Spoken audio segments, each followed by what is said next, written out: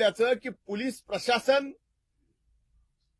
काम करणाऱ्या पोलीस प्रशासनाच्या कर्मचाऱ्यापासून ते पोलीस अधिकाऱ्यापासून डीवायएसपी पासून फक्त एसपीला अन्नाव लावायचा अधिकार आहे. बाकी कुठल्याही पोलिसाला अन्नाव लावायचा सुद्धा अधिकार नाही. हे देशभरात कुठल्या जिल्ह्यात नसेल ते आपल्या बीड जिल्ह्यात, आणि हे दुर्दैव आहे.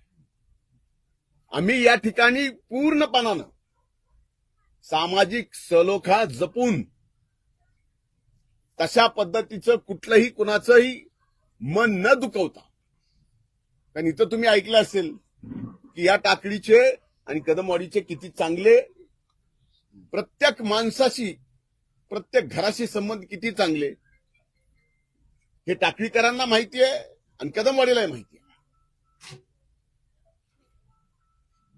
मारायला दाखवायचं एकाला आणि खून करायचा एकाचा, आणि याचा सूत्रधार नेमका अनेक जणांनी साक्ष दिली आहे, पण त्यांना ती साक्ष पटत नाही पोलिसांना.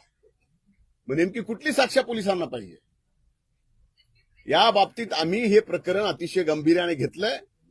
अधिवेशनाच्या पहिल्या दिवशीच ही घटना घडल्यानंतर मी स्वतः सभागृहामध्ये हा मुद्दा काढला.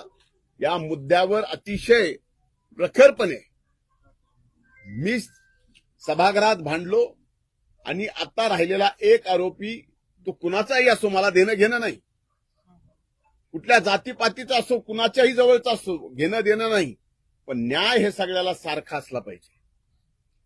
आणि तो न्याय सगळ्याला सारखा मिळावा म्हणून पुन्हा एकदा मी विधानसभाचं अधिवेशन पावसाळी चालू आहे. सोमवारी पुन्हा हा विषय सदनामध्ये येणार आहे, आणि तिथं मात्र तिथंही मी स्वस्थ बसणार नाही. एका आरोपीचे लाड का, हा माझा प्रश्न आहे.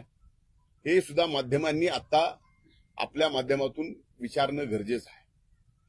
आजपर्यंत सभागृहात सुद्धा मी कुणाचं नाव घेतलं नाही, कुठल्याही आरोपीचं नाव घेतलं नाही. ज्याचा खून झाला त्याचंच फक्त नाव घेतलं, आणि आमच्या सगळ्यांची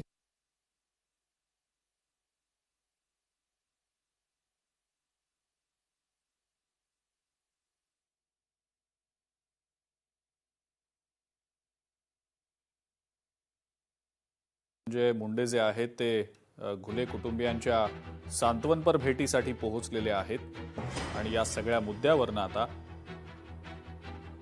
त्यांनी पुन्हा एकदा आपण घुले कुटुंबियांना न्याय मिळवून देण्याच्या अनुषंगानं अधिवेशनामध्ये एकदा मुद्दा उपस्थित केलेला होता. सोमवारी पुन्हा एकदा आपण त्याचा पुनरुच्चार करत हा मुद्दा उपस्थित करणार असल्याचं आश्वासन दिलेलं आहे. एकाच व्यक्तीला या सगळ्या प्रकरणामध्ये का सूट दिली जाते असा सवाल देखील त्यांनी उपस्थित केला. त्यांचा रोख नेमका कुणाकडे होता? नाव न घेता त्यांनी कुणावर ही टीका केलेली आहे त्याबद्दलची स्पष्टता नाहीये. पण धनंजय मुंडे यांनी हा जातीपातीचा नाही तर हत्येचा विषय असल्याचं म्हटलंय.